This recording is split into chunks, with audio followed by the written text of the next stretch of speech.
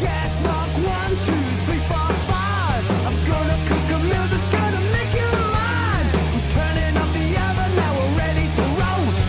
When you touch me, honey, you'll love it the most. Come on and put me in a loving shoe. Welcome to another Britflicks.com podcast. My name's Stuart Wright, and today's guest is SCOTT MANN. Welcome to the show. Thank you. Thank you for having me. My pleasure, my pleasure. Now, just so you know what we're going to do, I tend to focus on the process of filmmaking as far as the interviews go. Wonderful. You've had a hand in writing and directing this, so I reckon I'm talking to the right person. I can try. I can bluff my way through it. Well, look, when I wrote my review, I said that it's a writer's job in terms of drama to get the main character up a tree, and then once they're up there, throw rocks at them. And it's like, you take that theory to its absolute extreme, I think. That's true. Yeah, it is. Because there's an absurd central kind of idea, right? That you would climb up a 2,000-foot tower, especially to get over the grief of losing a loved one to heights and having a fear of heights. So the challenge is like, why, right? And are you with the character through that journey? And I think. I guess the film started. I guess it started a little before that, in the sense of like looking at doing a film about heights and doing the fear of heights and the psychology of the fear of heights. What makes that feel that way? And I remember like Free Solo was a good example as an influence of just seeing something where we were with the character and we were with them, and the fear was so intense because of the way that film played out. And a couple of other things that we kind of saw, like internet-wise. I mean, Dawn Wall was another one, wasn't it? Yeah, Dawn Wall was arguably, it's amazing, Dawn Wall, right? And it's like, and I think, but I think those films, the kind of the nuance of what's the word I'm trying to put? The imperfections and the reality of capturing it for real is part of what I think conveys it, and also like being again with the character. I remember listening to an audio clip, funnily enough, from a podcast with the director of Free Solo, where they played a clip as he does the kind of karate kick or whatever. And it was just an audio clip. But I remember being in the car, just like being scared about heights because I had the context of what was going on, and I could hear and the breathing and everything and in a way, like horror films traditionally have done that. Like I think that the kind of way that when you get connected with a kind of anything psychological, I think it has to be very grounded and real and really connect to you. And a lot of it is kind of the breathing and the rhythm of the actors. That's what you get carried. So there's a lot of like subtleties that play into that notion. But yeah, we really kind of did a bit of a deep dive. Like what's our innate kind of fear come from? What is it? And I think, and that's how we ended up in something to kind of accentuate fear, some event that is underlined with it. My wife is very much scared if I get up a 3-step ladder. So she was a brilliant guinea pig to test I've actually loved it. Oh, it was amazing. The most daring selfie in the world that you have in the middle of this film. She would, so the pair of us, to be honest with you, not just her, I won't put it all on her. We're like, well, you stop doing it. I mean, that sort of element of, you talk at the beginning there about, is this how you really get over grief? Yeah, I know. It's true. It's funny. We wanted to do at each step kind of a pushback of like, don't do that. You want to be kind of saying like, don't do that. Don't be a fucking idiot. And don't go past the danger of death gate. Do you know what I mean? There's similarities between your film and 127 Hours in the sense that you give us basically two reckless idiots that you kind of go, I'm not sure I want to care about them, but then you find yourself going, don't do it. Yeah, no, absolutely. And that's the thing. I think you kind of, it's difficult, right? Because you want to try and balance it out, and you'll either like, and I think like all these things, it'll depend on your audience, truthfully, like how that connection kind of really plays. But I think for me, it was like an accessibility of understandable vulnerability, but also, it's hard. It's a hard challenge, right? To get the audience on board doing something inherently stupid, which kind of like, there's a challenge there on the writing process. I was going to say, when you and Jonathan are writing this, then, I mean, It is a really smart roller coaster of a film. There's no two ways about it. Yet it takes place largely on, as Hunter describes it, a pizza box sized platform. Yeah. What tips and tricks have you sort of come up with to try to use that? Because you've got lots of space around you, but you can't, apart from falling into it, you can't really do it, can you? So what were the tips and tricks to keep it interesting? There's a few different factors I've done, I think, with the filmmaking process. Like one is saying, okay, stripping something back and making it bare, and like writing yourself into a purposeful corner. Like that was where we started.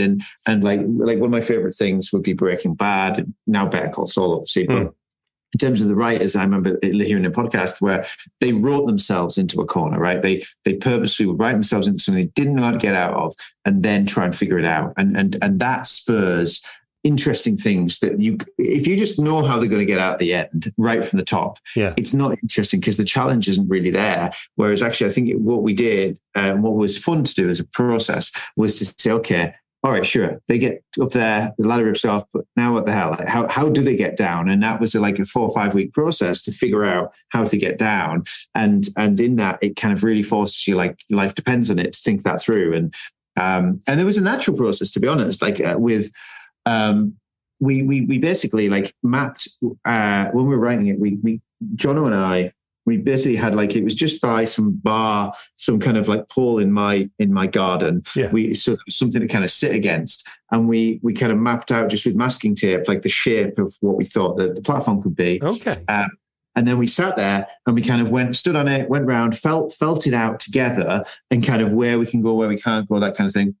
And then kind of play it out. Like if the ladder goes, what do you do? What is your first reaction? And just try to kind of like act through it in a natural way, and really like listen to that. Because I personally found with a lot of writing process, you end up kind of forcing things into place in a very unnatural manner, because you're doing it analytically rather than kind of from an emotional feeling point of view. So we were very kind of aware to try and like coarsely rough down our genuine feelings of what I would do. Like, when is the edge of like when I'm fed up and I've given it too long to wait for something, when, like taking a piss and all these kind of things that come through.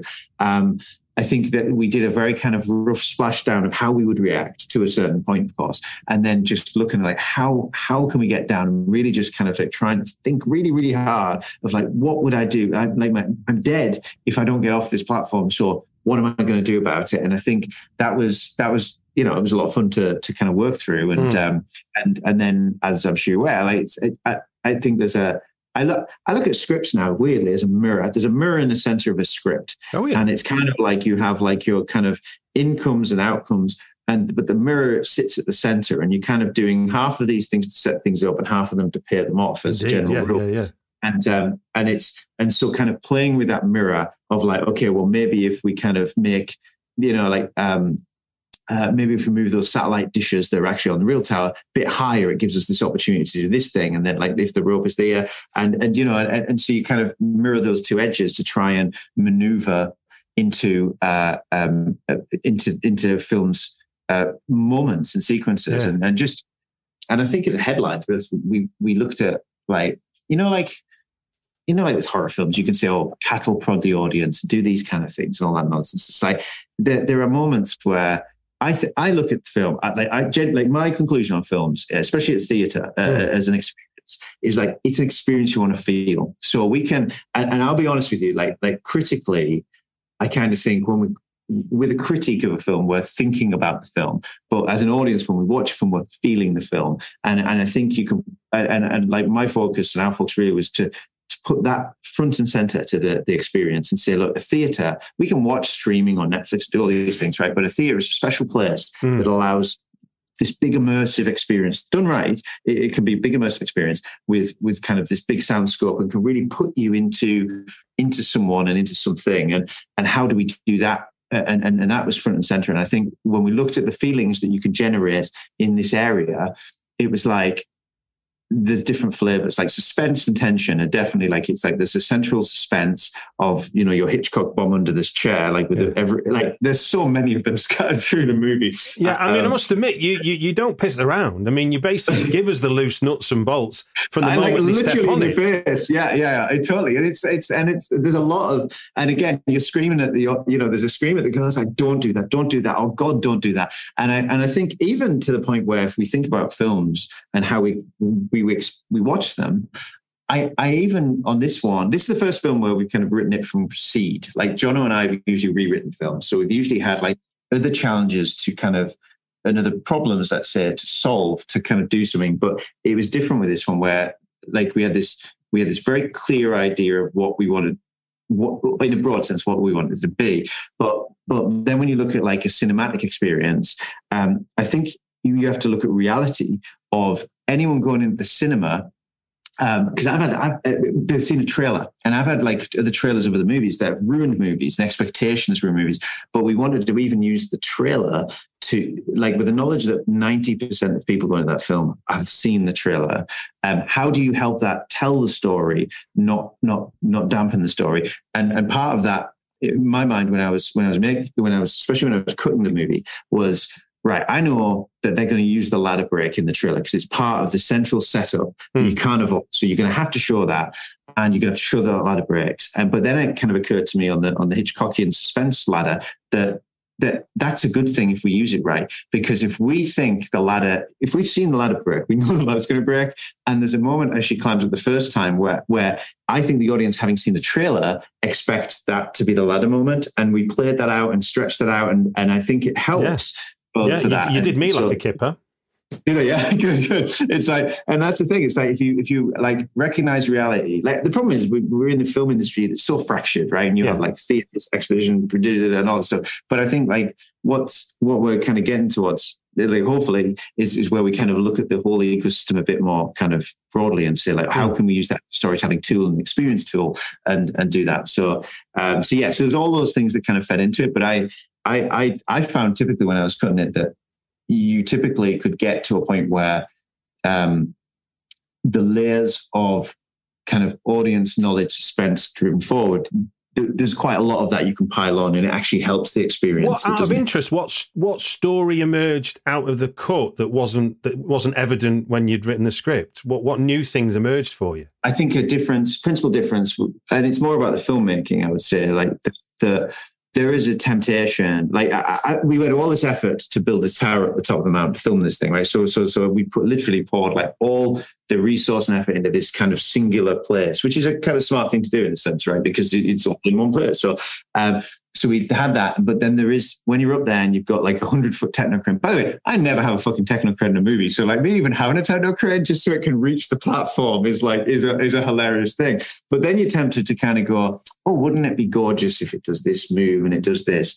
And you know, and your filmmaking is an iterative process that you try things, you feel right, but they're not always right. And I think when I first did the kind of first look at the assembly, when we had all these glorious kind of shots and things that were there, it pulled you out of point of view of the central of Becky's character especially, and I think what we learned was to go back to the roots of why we made the film, which is not about the spectacle of the film, it's about the point of view of the film. So cutting out kind of these amazing, because, you know, the DP is incredible, and the incredible shots, but cutting those out and sacrificing kind of the spectacle and what you would typically put in, but and then say, no, I just want to be on Becky's shoulder looking up. I don't want this elaborate move.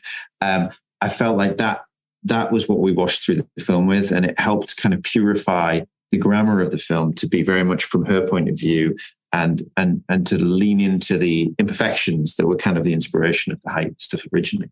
Does that make sense? Yeah, no, absolutely. No, it's interesting that came out the edit, because a question I had, and you've answered it really, was about what are the challenges in terms of trying to keep sunny days, blue skies and red desert interesting. You know, it's kind of visually, it's a great vista, But we can't look at that for 90 minutes, can we? No, you can't. You know what's interesting though? But you try and we ended up embracing a lot of the biblical hell that we went through on top of the mountain. Like we had hurricanes and rainstorms and then fires that blocked out the view. Then we had like swarms of flying ants and all this nonsense. And it was like, and we had a lot of things that we at first were trying to lean against and like beat out, you know, and like work around.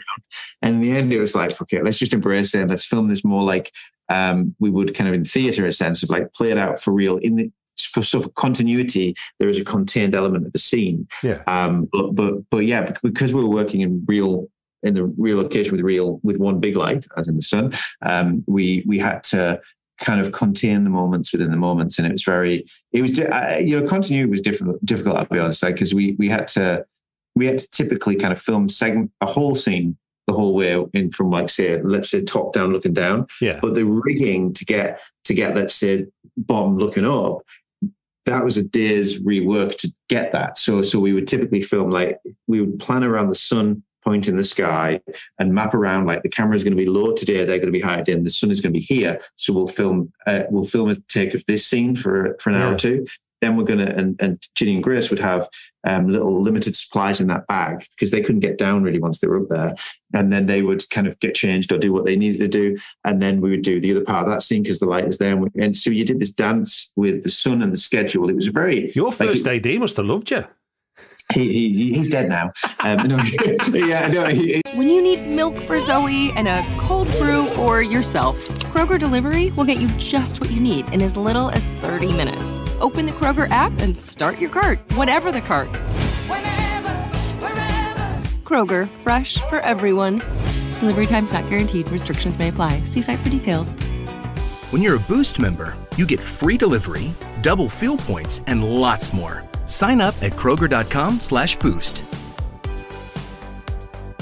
It was very stressful the first day. Yeah, imagine. Yeah, absolutely. But that's the thing. It's like what we were looking for in this film was we went at a time when it was heavy COVID. There was no one else filming, and we basically got A-list people, a very small group of them as well, and we were only allowed to do a small group weirdly because COVID restrictions. The unions allowed us a smaller team because normally in America you have there are limits on things and they were a bit more flexible given the crisis, and we had a small team of excellent people, and it was a dance between Doug doing the scheduling, Mac planning out where the sun is, the design guys, Ingrid and the stunt teams, it was and thank God.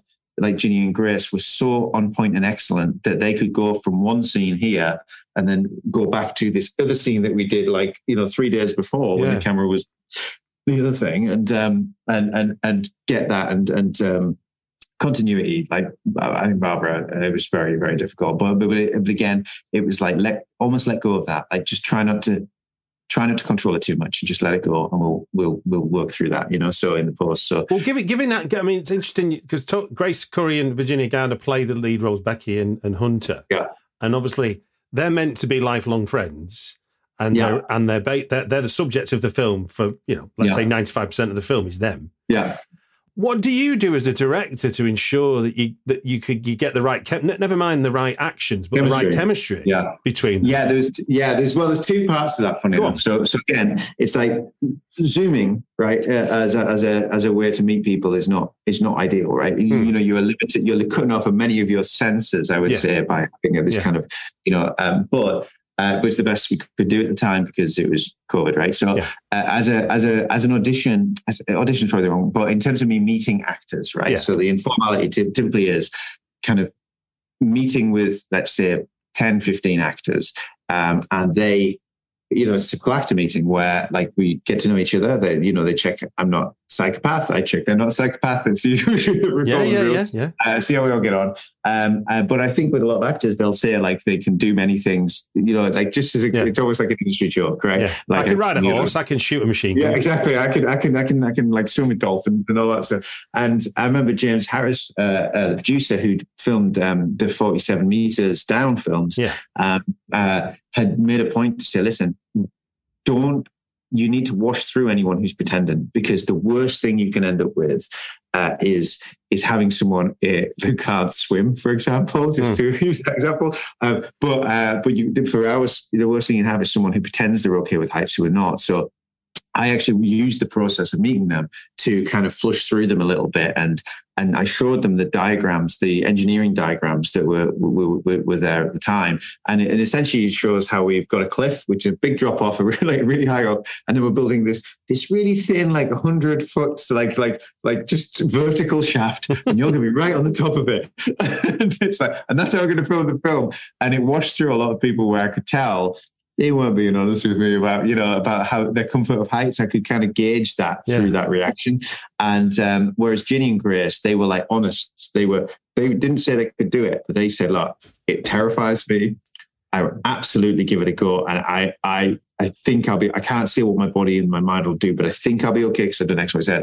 And it was like, that honest reaction was enough to kind of go for it. And then to your other question, the chemistry, I think I got probably down about maybe 8, maybe 6 different actors and combinations. The first film I've ever been allowed, by the way, to cast properly. Most films, in my experience, are cast from too heavily a packaging component of like needing this person or that group of people and all these things. Yeah. And it's not a like honest way to make a movie.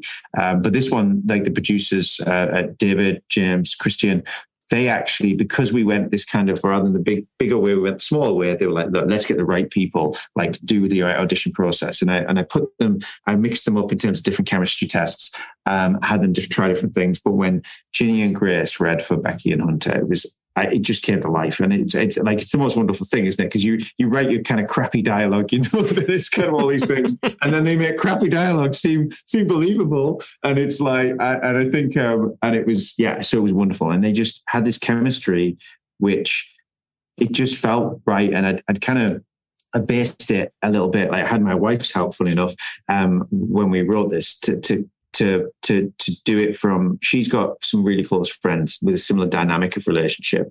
One particular friend who is more like Hunter, and my wife's probably more like Becky, and it had that filter, and weirdly that friendship that they display, or the chemistry that they display, even over Zoom on separate calls, it just felt real. It felt tangible. I think the dynamic of them as people, they're quite a lot like their characters in some respects, and they have that to fall back on, as well as an honest place to kind of perform from, I think, especially when you're up there at the height reacting in a reactive way. It's good to be, it's good to be partly that person anyway. So can you remember them? Can you remember any time that they made decisions, obviously on what you were asking them to do, where you were like, this is above and beyond what I imagined Becky and Hunter would be like? 100%. We debate. I think it's like specifically, I guess the more crass one is when they start doing their own stunt work, but that's kind of like more them as actors going past the point of like what you expect. But from a creative, like writing, filmmaking position, there was a lot of that. I think the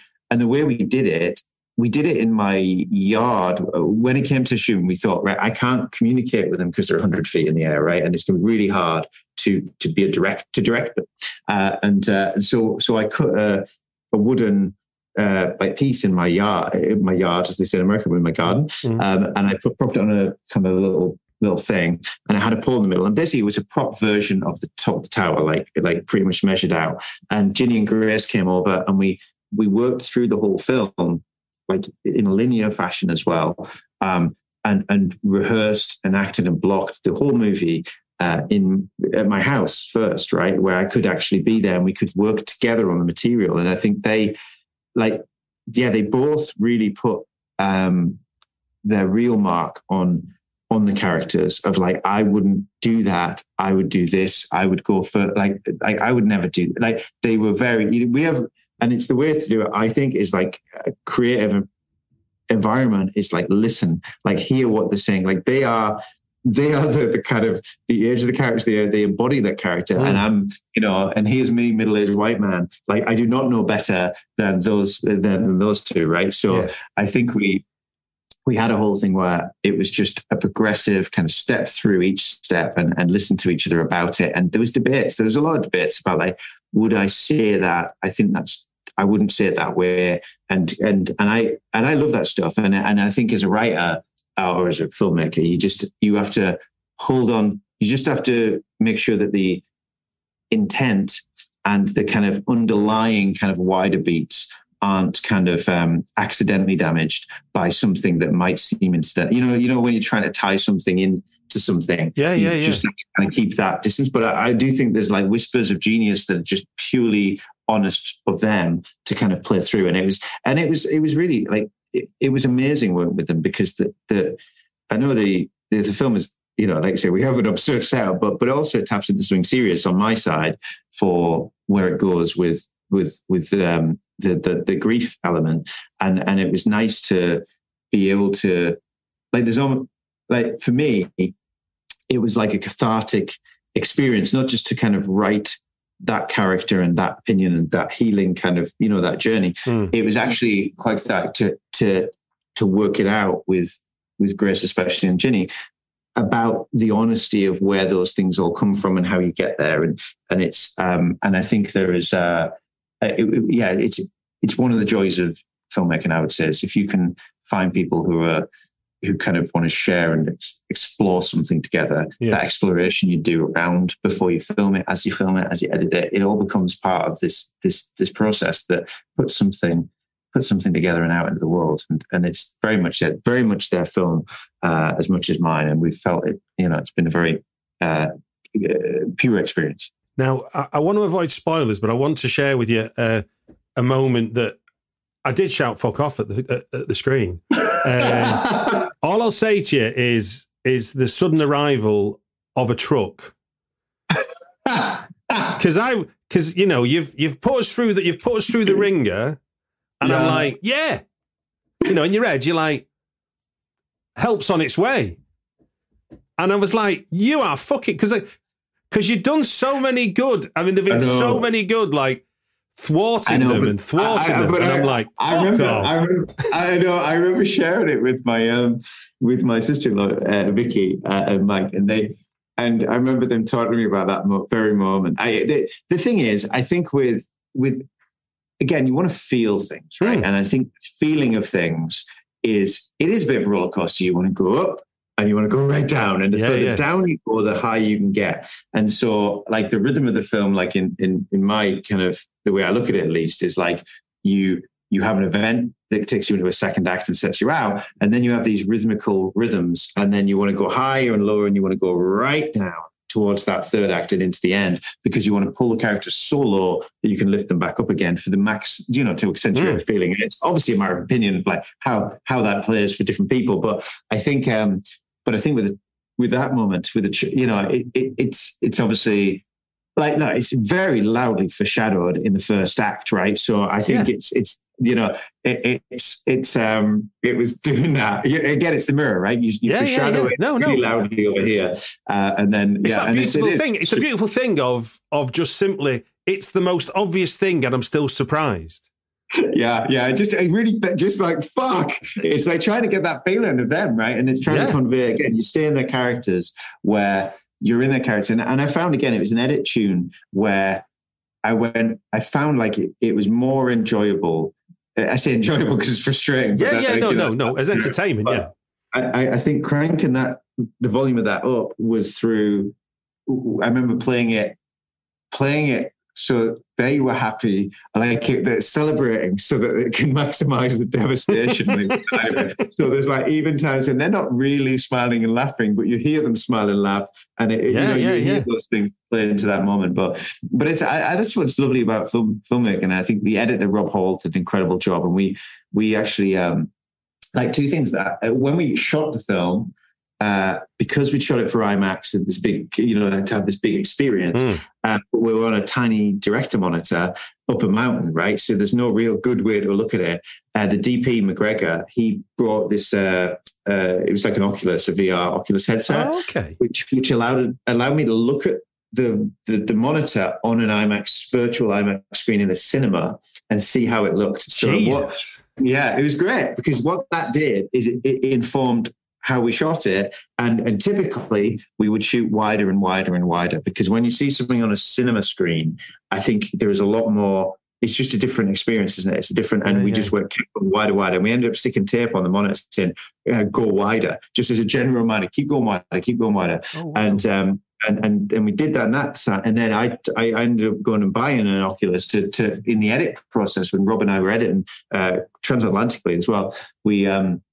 I would watch the cuts in the same theater, virtual theater, rather than watching it on my computer. It was a case of watching it and experiencing it in a theater each time. And what we found is that tuning of editing those kind of moments, it's like you really have to give it like the context to build up, the payoff, and try to tune it. And again, just trying to listen to hopefully the right instincts. It gets harder when people give notes, and then you really kind of get wonky with instincts, don't you? But during the pure part of the experience, I think it was we try to keep that rhythm as kind of as real and as organic as possible. Right. Just one last thing, because it's just more of an observation than anything else. Yeah. Sure. Please tell me that the vulture moment was a nod to Conan the Barbarian.